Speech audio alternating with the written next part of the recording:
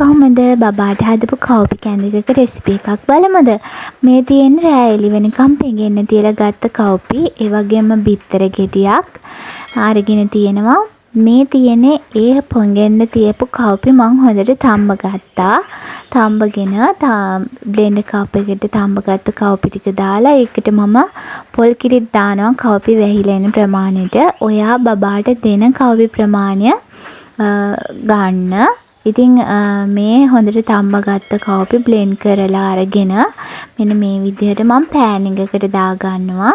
ඉතින් පෑන් එකට දාගෙන මේක තව ටිකක් ඉදව ගන්න තමයි හදන්නේ. ඔයාලට කියන්න ඕන දැන් මේ වෙලාවේදී මම ලිප ඔන් කරලා නැහැ. මම මේ ටික ඔක්කොම දාගෙන තව පොල් කිරි ටිකක් මම මේකට එකතු කරගන්නවා. මම පාවිච්චි කරන්නේ උකු පොල් කිරි. හොඳට උකු පොල් කිරි ගන්න. ඉතින් මේ විදිහට හොඳට අර කව්පි පේස්ට් එකත් එක්ක පොල් කිරි කලවම් කරගන්න.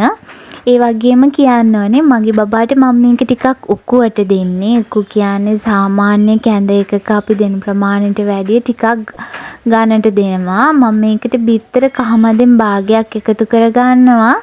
ඉතින් ඔයාලා බබා කැමති විදිහට මේක අනිවාර්යෙන් හදන්න. බබා වැඩියෙන් උකු ගතියට කන්නේ නැත්තම් ඔයාලා මේක තව පොල් කිරි ටිකක් දාලා දිය කරගන්න. ගොඩාක් දිය කරගන්න එපා.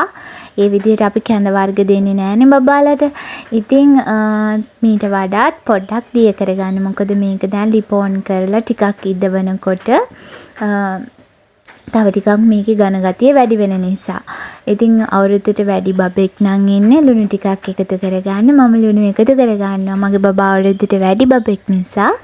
ඉතින් මම හදන ප්‍රමාණය මෙහෙමයි. මොකද බබා ආස එයා ටිකක් උකුවට කන්න.